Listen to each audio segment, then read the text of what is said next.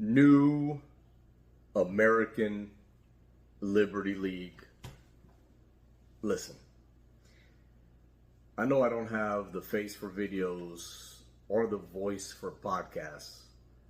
So to both of you that are going to watch this, I'm sorry.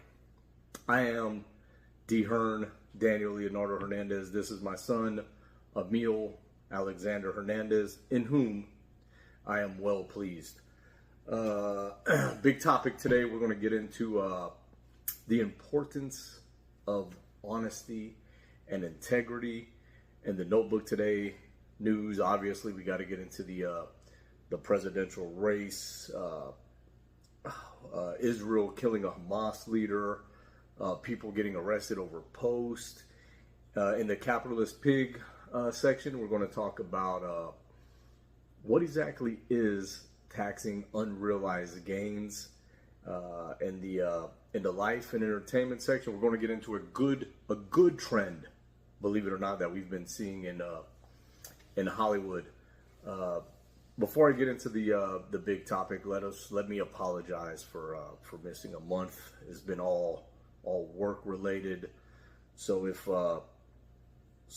my performance is down due to being just old and tired, now you know how my wife feels. Big topic today: the importance of honesty.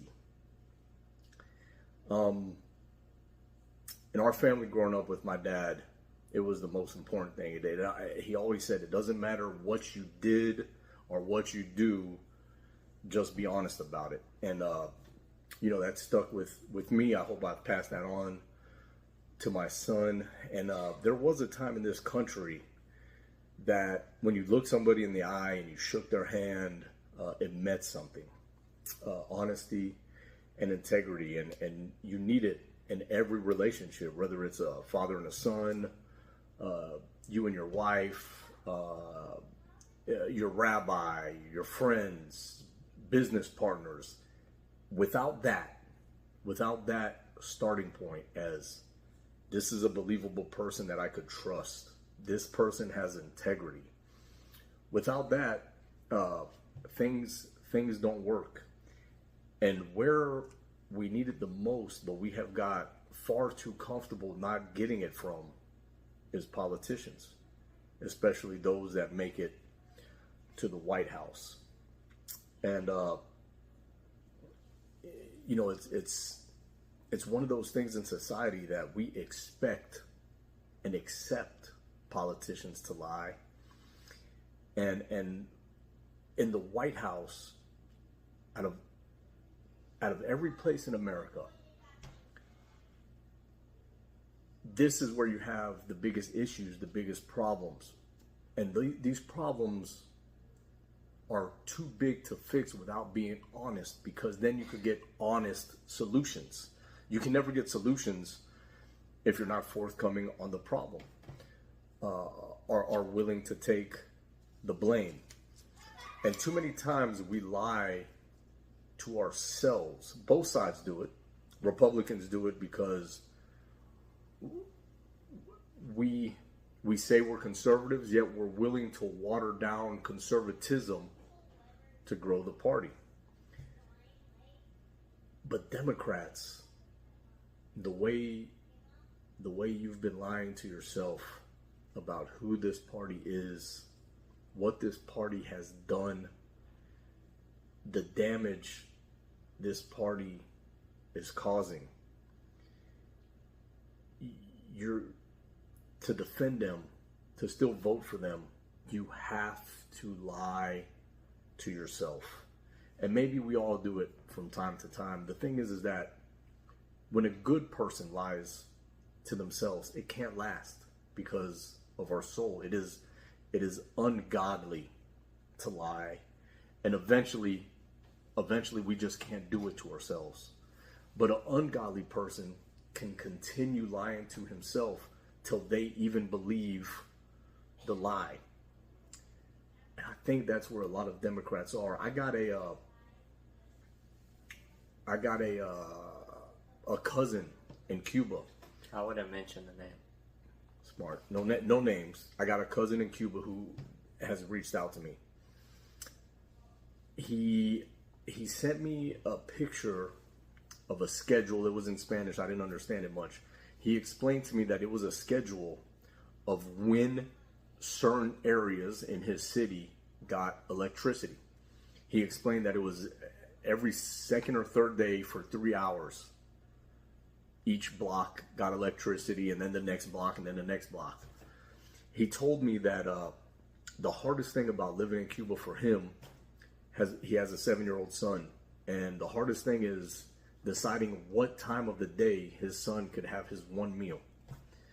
And then he just has to deal with him being hungry at night till the next meal. And Democrats, let me tell you this. If you're a good person and you've been somehow brainwashed into voting for this party, but you see what they're doing, you see where they're going, and you see that they are dishonest and have no integrity, I promise you, whatever lie you're telling yourself to convince yourself to vote for them, it won't matter when we are all starving. Emil, this being your first, not that you haven't paid attention, but this is your first race you're actually going to be able to vote in. We in our family, we're big on integrity. What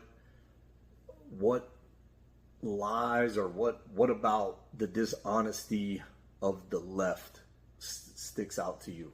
So I think throughout history, the Democrat Party has always been the party of lies. But recently, it feels like it has been amplified more and more. And you are actually starting to see it push out politicians in their party that have some sort of moral compass. Like, for example, Tulsi Gabbard. She didn't necessarily switch parties, but she came out and was like, I don't stand with this party. It's starting to be corrupt. All of the lies that are being spread, and she ended up endorsing Trump. You can look at RFK Jr. He did the same thing. A perfect example of somebody lying to themselves in the DNC is Kamala Harris. She grew up in a conservative background, conservative family. She was a cop. And all of a sudden, for politics, what she started to do was move left because it favored her politically. She even changed races. She was an Indian. But she moved left. And now, all of a sudden, you're able to see something they must have seen in their polling is starting to tell her to move right again. All of a sudden, she's trying to build a wall. Kamala Trump? She just let 10 million illegal immigrants in, but now she wants to get serious on the border crisis. Right. Well, now she has to fix everything that has happened the last 3.5 years.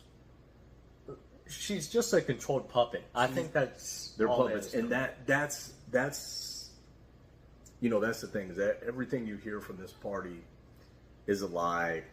They're able to get away with it. Rush used to use the term drive-by media. And this is why, because they know their lies. The bullets will hit someone, something will stick somewhere, and they have the media backing them to help them get away with it. I think a point that is so important here is it's not the media that we know is left-wing. That media, we get it. Just like Fox News, we understand is right-winged. We understand something like MSNBC is left-wing. It's the media in between there that acts like they're central, or what's that thing called? Basically just central. But they're actually left, and they end up tricking everybody into believing that what they're saying is fact, when really it's opinion-based. Right. I don't think in America there is such thing as an unbiased media. And maybe there hasn't ever been that. Even going back to our founding, you knew whose side people were on just by what you were reading. So maybe there's never been an unbiased media in this nation, but like Emil said, it is it's the act of covering up and to make it look unbiased and to make it look mainstream and to make it look safe. Hey, just come watch ABC. It's just ABC. There can't be a tilt here. It's just CBS. There's a tilt. There's always a tilt. And, we live in an age now with big issues, big problems. And you have to be honest with yourself. You have to be honest with God. And that's the only way that we're going to fix some of these problems facing our nation is you can't come up with honest solutions until you have honest omissions. Sponsor this half hour. Speaking of trustworthy, your conspiracy theory friends that have been telling you the truth about everything for years, you're welcome. Conspiracy theory friends sponsor this half hour. Emil, let's get into news. The presidential race. Look, we took a month off. Things have just been crazy, but we missed a lot. All right. Remember like 14 years ago when Trump almost got assassinated? That feels like so long ago. It was just last month. Yeah. Listen, presidential race. It wasn't Peter Buttigieg like we predicted. The VP is some guy I've actually never heard of till recently. Tim Walz. There you go, Tim Walz.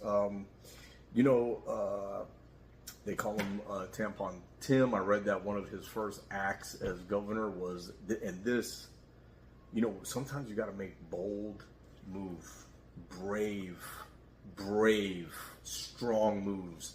And this really empowering. This hero, this man put tampons into boys' bathrooms in schools.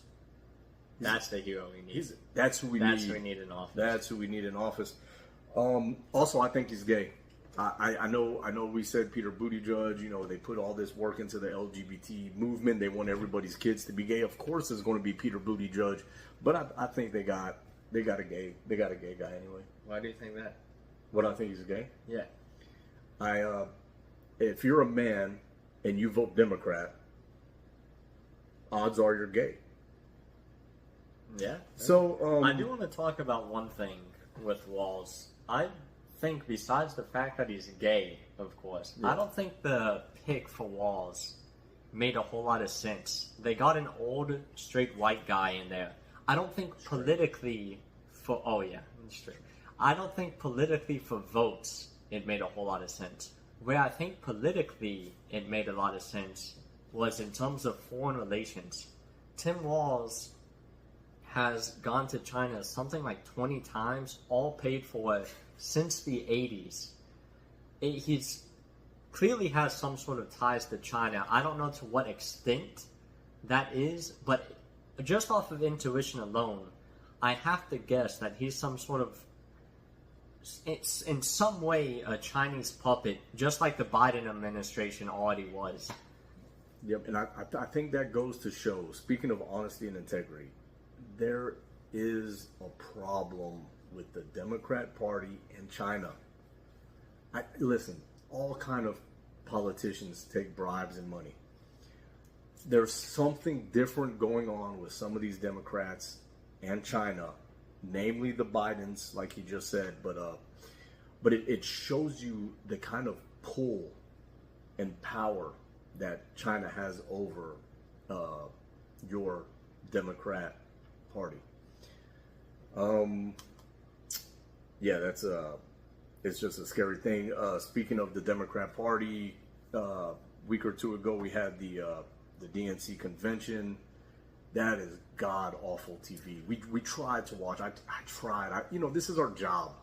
Our job is to save the Republic one post, one video at a time. We have to know what's going on. But damn, that's awful television, man. They're horrible. Any takeaways from what you were able to watch of the DNC without throwing up? Like he said, I didn't watch too much of it because the parts I did watch were absolutely atrocious. But the whole time I listened to it, Kamala Harris, for one, in her speech, whenever she went to talk about policy, she purposely made it as vague as possible. And the whole crowd would cheer, and I'd be like, what are they cheering for? She said absolutely nothing. The second thing is she tried to play identity politics as much as possible. Like I said, the woman changed races. She is a Indian that's running as a black person. But, and the third thing is they just tried to pander all around through identity politics or whichever way necessary. That's all they do. Let me let's cover. I want to get back to identity politics. Let's cover a couple other things in the news, and then I want to get back to that thought. Hold that thought, okay? Scary things going on in Europe. People are starting to get arrested for making posts, and the timing of that is just weird. You also had in France, the creator of Telegram got arrested, but the timing of all this is weird because of get into what's going on now with Zuck. The Zuck, he really sucks. Zuckerberg, that's his name. The government tried making this argument in 2020 that, and through the COVID years, that they weren't putting any pressure on these businesses to censor media outlets. And first we found out, we already kind of knew, but we found out through the Twitter files that Elon Musk released that the FBI was in fact putting pressure on Twitter. Well, now we have another occurrence, which we also knew already, which is Facebook. Zuckerberg came out and was like, yeah, so the government has actually been putting pressure on us this whole time. We regret it, and we're going to make a pushback against it. Whether he'll stick to his word on that, I don't know, but I really hope so. Zuck, tear down this ban. Come on, man. Tear it down, dude. It's been 4 years already. From your conspiracy theory friends, you're welcome. Another weird thing about that is the Democrat Party, one thing they do, which is so ironic, speaking of being dishonest with no integrity, they constantly down and try to make these billionaires look like the bad guy. They're talking about taxing unrealized gains. How does that affect someone like Musk? How does that affect someone like Zuckerberg and a lot of these other billionaires of industry that are changing our society? And another weird thing is, I don't think, no matter what they say politically or have said in the past politically, the Democrat woke mindset is not the mindset that gets you to that level of success. It's just not there. So I don't know if there's maybe something bigger going on with the Zuck. Maybe he's having that internal talk within himself. I don't know. I'm just interested to see how that plays out. Look, Musk went through the same thing not long ago. Musk was just a Democrat 3-4 years ago, and he's at some point he had to have that talk with himself. I think it actually happened this month as well, that he ended up endorsing Trump, right? Yes. Yep. Last time he said he wouldn't endorse anybody, but then he did admit that he ended up voting for Biden. So, anyway, some interesting things. Another interesting thing, and great news. This is something the world was going to come together and be happy about this great story. This, finally Israel killed the head of Hamas. This guy was a big part of the planning for October 7th, and Israel took him out.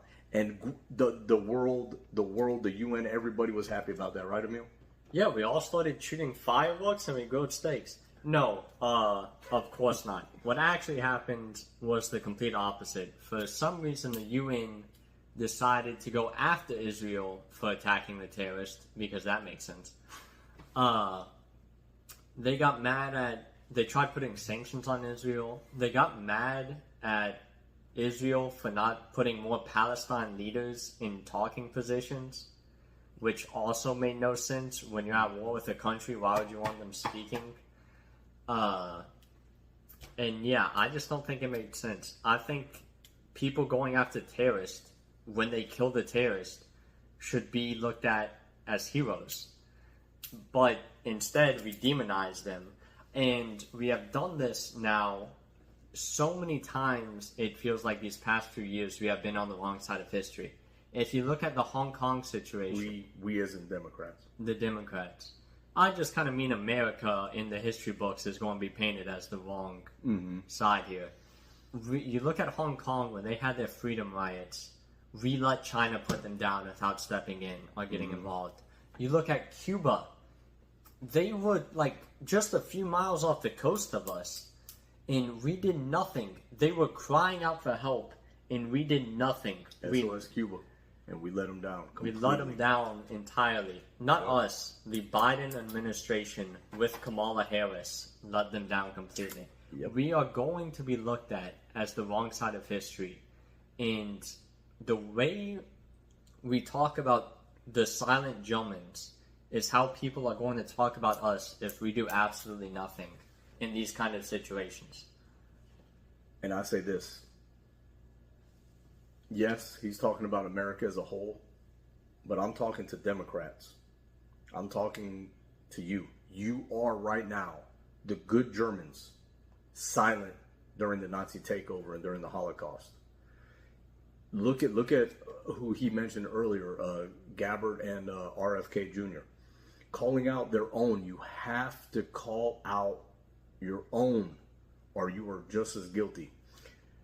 America's been on the wrong side of history a lot, but for the last 4 years with this Biden administration, we haven't ever been on the right side of history. Not once this past 4 years. Globally, we have been on the wrong side of everything. Everything, and it's sad. I'm going to say a take that I'm not sure many people are going to agree with here, and we may get some flack for this. Even on the Ukraine and Russia situation, I feel like we're on the wrong side of history. I'm not saying we had to push for Russia, but I'm not saying we necessarily had to support Ukraine either. Ukraine is one of the most corrupt countries, which is just a money-washing country, and we've known it for years. And for some reason, Democrats are making this gigantic push to help Ukraine because they're a money-laundering country. What would have been the best thing for Ukraine, and I really believe this, is if we did absolutely nothing. If Russia, for 2 weeks, went in there, took what land they wanted, and we just sat back and did absolutely nothing, the war would be over there. The citizens that live in Ukraine could right now be rebuilding, but instead we've dragged on this war for 2 years and have had people decimated more and more. Hundreds. I think the number is getting close to, I think I heard like 700,000 deaths. Wow. While President Zelensky flies all over the world and does absolutely nothing but take money. Yeah, and that goes right back to integrity and honesty. There is a corruption problem in our government, but especially on the left. Ukraine is all about money washing, always has been. War is lucrative, and not coming to Cuba's aid, not coming to Hong Kong's aid is because China's too influential in the Democrat Party. And I think a lot of these Democrats, their core is wherever politics and money goes, that's where their core goes. But I do believe there is a belief and a love for communism in the Democrat Party. You take that plus Chinese money, and it was the corruption was always going to happen. It was too easy not to have it happen. I want to talk about that point that you just mentioned with China being involved and why we didn't get involved with Cuba or Hong Kong. If you look at both of those countries, for one, it was China directly trying to take over Hong Kong. Mm-hmm. For two, Cuba, you may not think is really connected to China, but in reality, it is. They have very close relations to China and to Russia because they're so close to America, and China and Russia wants to keep a close standing by here. Location. When those riots started coming out, China couldn't lose Cuba. So what did China do? They likely paid off Democrat politicians, or were like, hey, we gave you a favor before, now you give us a favor and don't go help these riots. Get it out of the media. It was out of the media instantly, like a snap. It was a huge story and then disappeared. Let me tell you something. Maybe it's because our connection to Cuba. If I was a U.S. president, that would be one of my first moves. We have to figure something out about Cuba. We don't have to go put an American flag on it. And I would even talk to and negotiate with Russia and China. But what's going on to the people in Cuba is a crime. Disgusting. It's disgusting. It's a crime. And it's been a crime since the 50s. And it's getting worse and worse and worse. But at least they have free healthcare. Yeah. So there's always that. Let me get back. Their reading scores. Oh, through the roof. Let me get back to identity politics that you said was, so prevalent at the DNC. Republicans. Listen, I hear you. You're telling Trump to run on policy. We are the party of logic. We're logical people. We're logical thinkers. I get it. You have to meet and beat Democrats where they are. All they have to run on is identity politics, pandering. It's all they have. Meet them there and beat them. Believe it or not, the facts, the numbers, and history is on our side.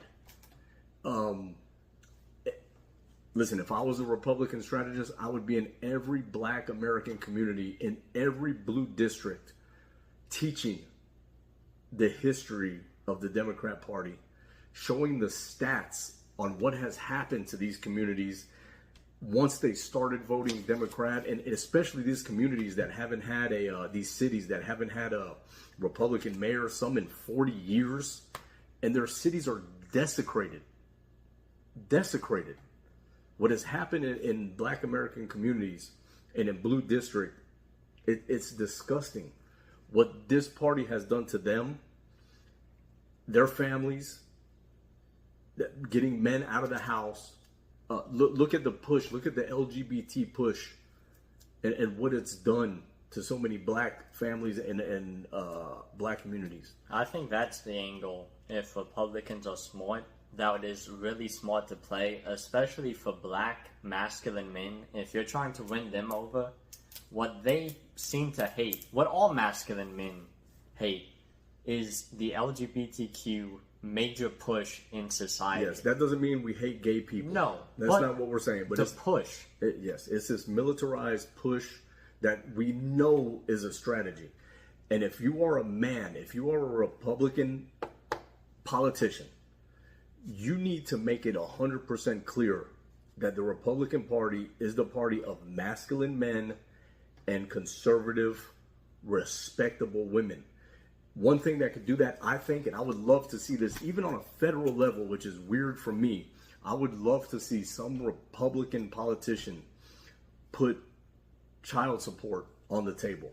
Come up with some kind of father protection bill. What society has done to fathers over the past 20, 30 years, it has not worked. It hasn't worked. Come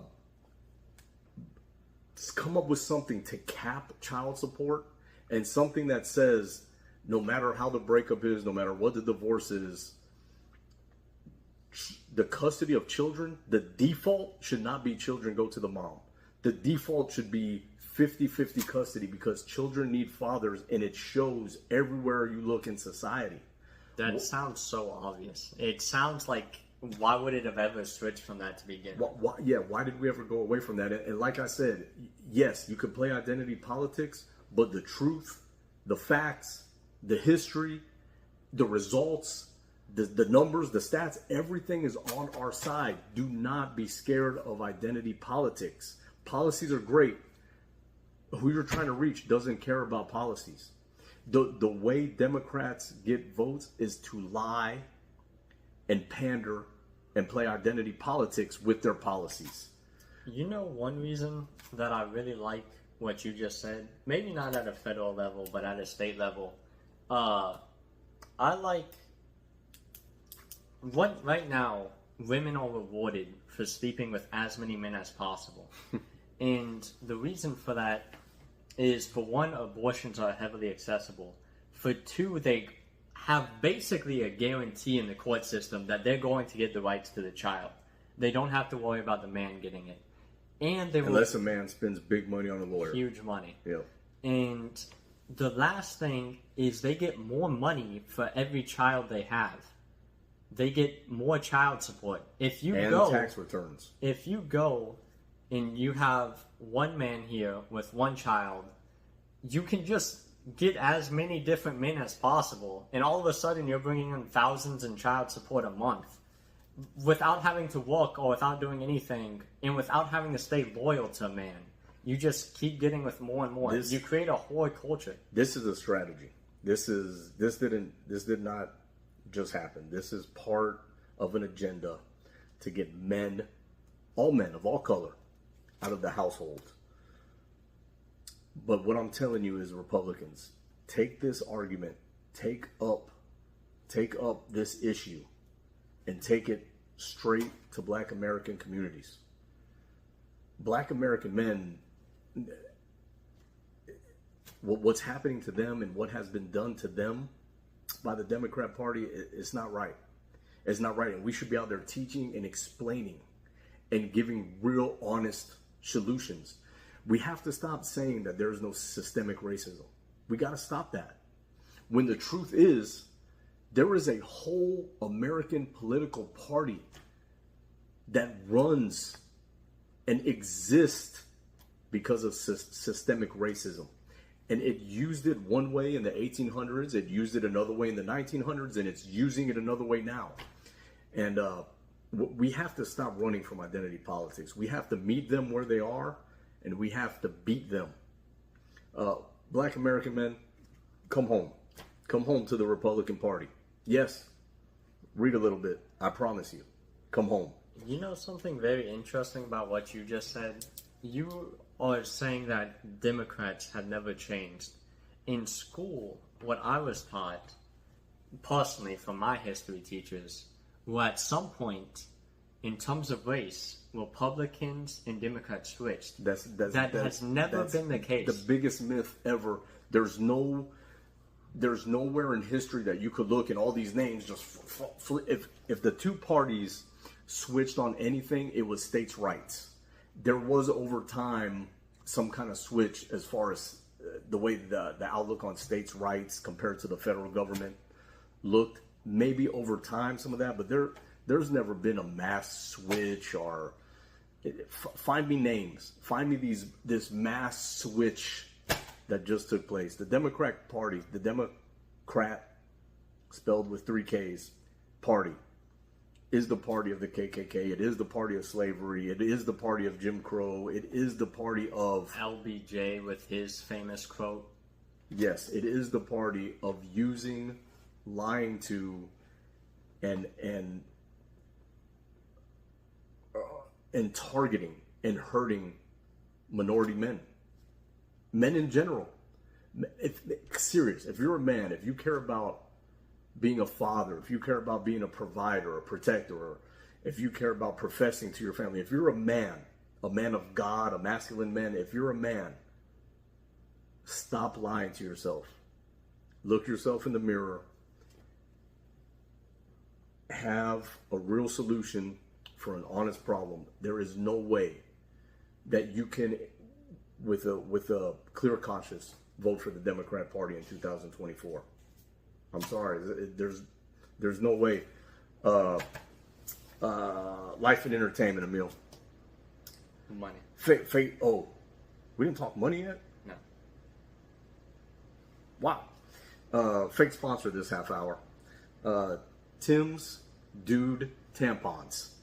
If you need tampons made in China to go in unnecessary places, Tim's Tampons for dudes. Where can you buy these? Where can you get Tim's tampons? So you can buy from Temu online. That's a great place. Or any public school. Oh, amazing! If you just go to the boys' bathroom, you could have unlimited access to dudes' tampons. Capitalist pig section. That news section went a long time. We got like 3 listeners left. Barely holding on by a string. You, and Me, Eddie. you, Eddie. Eddie. Tim Todd might be listening. Maybe Stephen Hopkins. Coach. That's it. We got like 3 people listening. Listen, capitalist pig section. The Democrats want to tax unrealized gains. Unrealized gains are gains in your assets that you're sitting on and have not cashed out yet. Slippery slope, Emil? Very. This is one of those things that you hear, and instantly you can tell that it's ask for an inch, take for a mile. What this is likely going to be pitched as is an attempt to tax the mega wealthy. Like all of their tax bills, they claim on. And who is it really going to affect? Like always, the middle class the most. So, likely they're going to make it as the push for giant businesses and things like that. But what it really is going to turn into is, let's say you're trying to buy your first house. This is going to be another tax that you're going to have to deal with. Every house appreciates in value every single year. Well, now, even though you're not selling your house, you're still going to have to pay taxes on that appreciation. You're going to have to do that with your businesses, your retirement accounts, which is a huge one for a lot of people, your stocks, anything that gains in value that you own, you're going to have to pay taxes on, even if you don't sell it, which is the worst part about unrealized gains. That's unbelievable. I've heard a lot of retarded ideas come out of this party. This takes the cake. And if that doesn't sound like communism, I don't know what does. And let me tell you who else it affects. Not only the middle class, especially these days, because the middle class in America, we're investors. We all have 401ks, IRAs, stocks, equity in a home, rental properties. These things that they claim are to go against the ultra rich, it's not. We're all rich in America. Have some perspective. I promise you. The poorest person in America is rich compared to the rest of the world. Don't buy that lie from the Democrat Party. They hate everyone doing better than they are. Let me tell you who else this affects. We just spoke about identity politics. I've always heard the argument, whether you agree or not, that because of systemic racism from the Democrat Party, Black Americans have not been able to accumulate and leave assets to their children, like white Americans have. I don't know if that's true or not, but I'm not going there. But what this does is puts a nail in the coffin of that idea, because that is how you build wealth over generations. And if all of a sudden equity in your home, equity in your land, equity on anything you leave to your children is being taxed, all your unrealized gains are being taxed. Online transactions are being taxed. They want to up the death tax to 18%. They want to up the inheritance tax. If you claim now that Black Americans are having a hard time leaving assets to their children, what in the world do these kind of policies do to the Black middle class in America? They're trying to stop generational wealth from being formed. I believe it's something like, you can look up the stats on this. I believe it's something like 90% of millionaires are made through real estate.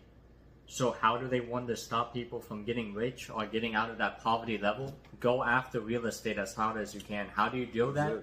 Go after unrealized gains, spike the interest rates through the roof like they have. 7% is nuts when you do the math on it.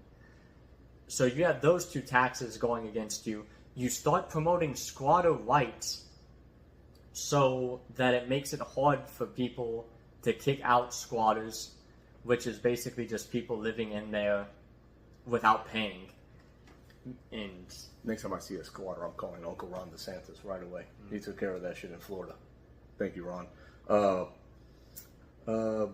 Yeah, it's just that's the scary thing. Let me tell you how communism works. Take away private property. Take away housing because of what Emil just mentioned. It is what creates generational wealth. Make it so expensive only corporations could afford it. And then make it more expensive so that only governments can afford it. A home ownership gives you power. It gives you equity, and it gives you something to pass to your children for that generational wealth. That's why they don't want you owning a home. And do you know the thing that you fall back on when you don't have money as power? And they're taking away from this as well. I was supposed to mention this early in the podcast. Guns.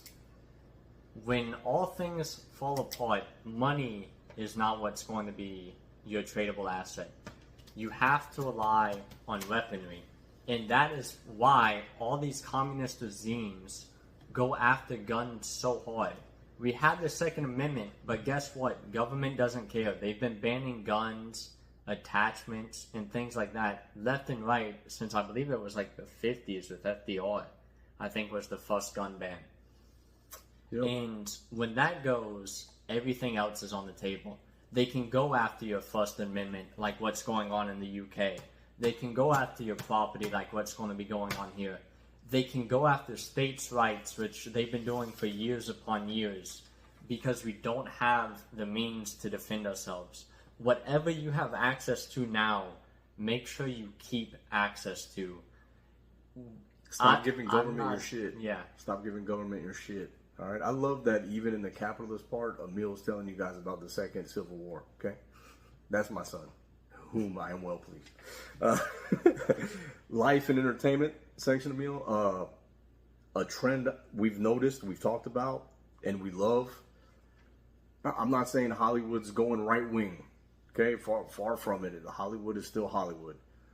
But through movies, through stand-ups, and just in culture in general, and even showing itself in Hollywood, Reagan came out today. It's expected to make big money. Angel Studios, their streaming services have been selling through the roof. Their movies make money through the roof. There seems to be some kind of pushback in entertainment, namely Hollywood, against wokeism. I agree. I think they're seeing it in movies like Deadpool, which we've gone to go see, the Joe Rogan stand-up on Netflix. Mm-hmm. And I think there's a very logical reason for this, and that is simply for money. They've noticed that they've pushed the culture so far left, and people simply got tired of it, and they started spending money in more right-wing areas. So what happens over time is they're just going to swing to where the money is. And this is why I think the individual is so important. It may not seem like it when it's just one person, but we determine how culture moves. If you're spending all your money at right-wing locations, as long as there's enough people doing that, the culture shift is going to go right-wing. And you have to stay there. The way to stop this wokeism from coming back or moving further is keep spending at right-wing conservative locations, or at least don't spend at blatantly left locations. Because what Emil just said is the catch-22. It is the catch-22. Some of these companies, some of these leftists, Hollywood, maybe they'll let you get just enough right-wing. Maybe they'll get away from the woke just enough to lure you back to sleep. All right, so look, everything came around, the trend's over, now we could say and do nothing again. Be wary of that, be careful of that. These people, we love to talk about 4D chess and the long-term, da-da-da-da-da. No one has done it better than the left, unfortunately. They think in generations. They think in generations. Long ways out. Yep. Hey, we went a little too far left this time. Let's come back to the right just a little bit for a correction. And next time we swing to the left, we'll go farther. So be wary of that. Let's give the people their movies. Let's give the people their movies for a little bit. We'll give them some entertainment. They won't even notice when we rig this election. They're going to be so focused watching this. It's going to be great. Be wary. Yeah. Sometimes things are too good to be true. But also, Deadpool was Pretty good. Pretty good. Disgusting, but definitely not woke. Listen. Go support the page. Support us on YouTube. Zuck, tear down this ban. It has to stop, dude. Support us on True Social. Just support each other. Support any conservative business, any conservative page, any conservative show. You have to find like-minded people and support them. And even after a month off, we are the new American Liberty League. Saving the Republic, one listener at a time.